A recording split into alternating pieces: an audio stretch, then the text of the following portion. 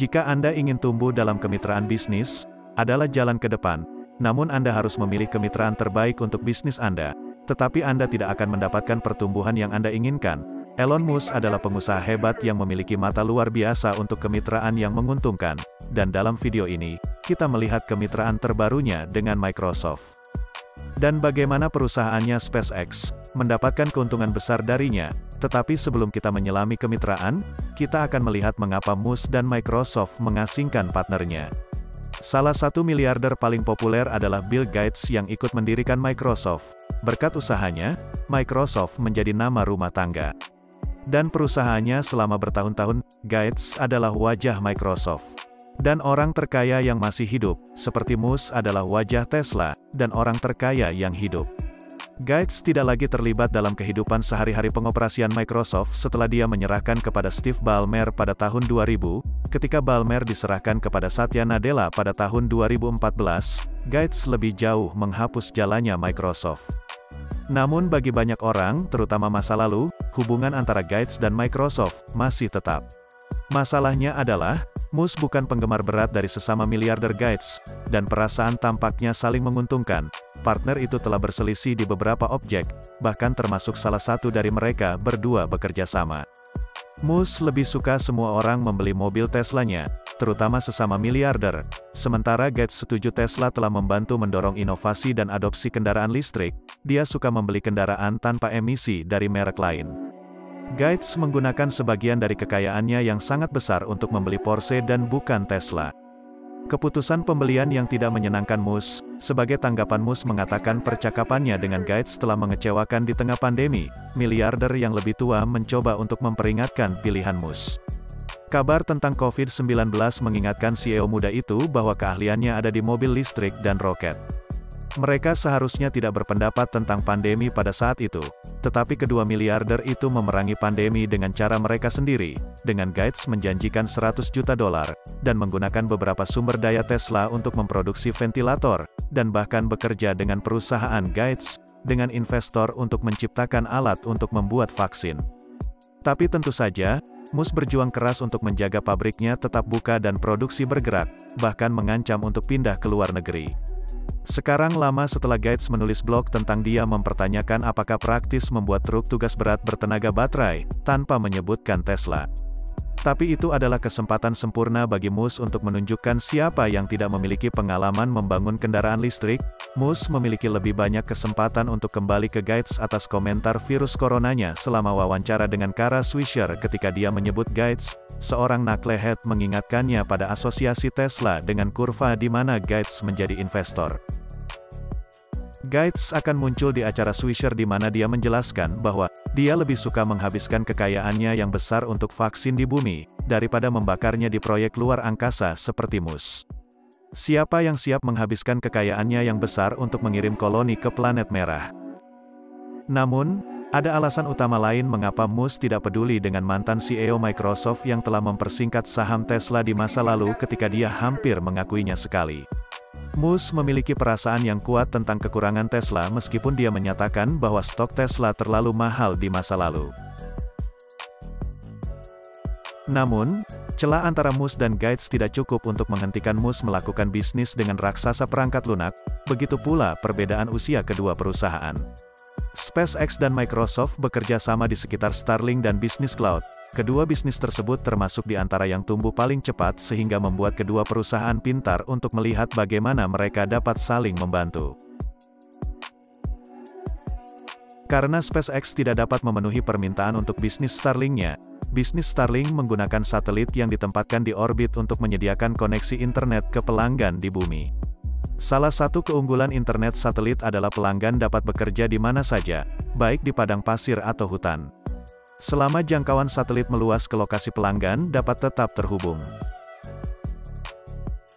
SpaceX mengirimkan satelit dengan cepat untuk dapat mencakup seluruh planet dalam waktu singkat, sementara ada sekitar 2.000 satelit yang berhenti di orbit, tetapi SpaceX akan membutuhkan puluhan ribu satelit untuk mencapai tujuan mencakup seluruh bumi ini. SpaceX memiliki keunggulan sebagai perusahaan roket sehingga akan meluncurkan satelitnya. Namun, SpaceX juga meluncurkan satelit untuk calon pesaingnya, tetapi sejauh ini tidak perlu khawatir. Sekitar $500 Anda bisa mendapatkan antena receiver. Setelah itu Anda membayar tarif tetap sebesar $99 untuk mengakses internet kecepatan cepat. SpaceX baru-baru ini menemukan cara yang lebih murah untuk memproduksi receiver, meskipun tidak akan mempengaruhi harga yang harus dibayar pelanggan untuk antena tersebut. SpaceX telah menyerap biaya produksi sebelumnya dengan lebih dari 700.000 orang mencoba menjadi pelanggan pabrik. SpaceX yang membuat 5.000 unit per minggu akan tetap sibuk untuk waktu yang lama. Microsoft juga telah mencatat banyak kesuksesan dalam bisnis cloud-nya yang dikenal sebagai Azure. Pendapatan dari segmen tersebut tumbuh sebesar 48% tahun ke tahun, karena merebut 22% pasar cloud global kedua setelah layanan web Amazon. Azure digunakan oleh pengembang profesional dan klien perusahaan untuk jaringan, penyimpanan, layanan aplikasi web seluler, kecerdasan buatan, internet, dan banyak kebutuhan komputasi lainnya. Jadi, pada titik mana Starlink SpaceX dan bisnis cloud Azure Microsoft bertemu? Pertama, SpaceX menyambut pelanggan perusahaan atau bisnis ke Starlink, dan ini adalah klien yang paling dicari Microsoft dengan solusi cloud-nya. Microsoft ingin memasukkan setiap bisnis ke bisnis cloud-nya dimanapun mereka berada, apakah di hutan Amazon atau Kutub Utara. Raksasa Redmond telah bekerja di pusat data seluler atau pusat data modular biru yang dapat bekerja di tempat-tempat terpencil. MDC ini dapat dipindahkan sesuai kebutuhan dan masing-masing dilengkapi dengan server yang dapat menyimpan data. MDC ini dapat berfungsi sebagai cloud sendiri karena memiliki kemampuan jaringan, sehingga komputer lain dapat terhubung secara lokal untuk mencadangkan data mereka di sana.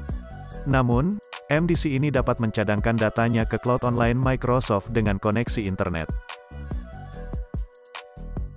Microsoft hanya perlu menemukan cara untuk menghubungkan MDC ini ke jaringannya dimanapun. MDC tersebut merupakan pilihan terbaik melalui serat optik. Tapi itu tidak selalu praktis. MDC adalah kontainer pengiriman yang sudah beroperasi bahkan di tempat yang paling menantang. Mereka memiliki sistem pendingin untuk menjaga server agar tidak terlalu panas. Mereka digunakan oleh militer di lokasi pertambangan yang jauh dari kota, selama upaya bantuan bencana. Idenya adalah, Anda menjatuhkan MDC kapan dan di mana Anda membutuhkannya, dan mengambilnya setelah Anda selesai. Operator MDC memiliki opsi untuk menjalankan pusat data sepenuhnya offline jika operasi mereka dapat diselesaikan secara lokal. Ini berarti semua komputasi dan penyimpanan akan dilakukan secara lokal. Namun, dengan internet satelit cepat Starlink, operator MDC dapat mengunggah data dari MDC ke cloud online secara real-time, yang berarti semua data mereka akan dicadangkan di cloud, selain dari server offline, atau jika mereka lebih suka, operator MDC dapat memilih untuk menunda kembali ke waktu yang dijadwalkan. Dengan kesepakatan yang ditandatangani antara SpaceX dan Microsoft, setiap MDC akan memiliki antena penerima Starlink untuk menyediakan koneksi internet di mana saja.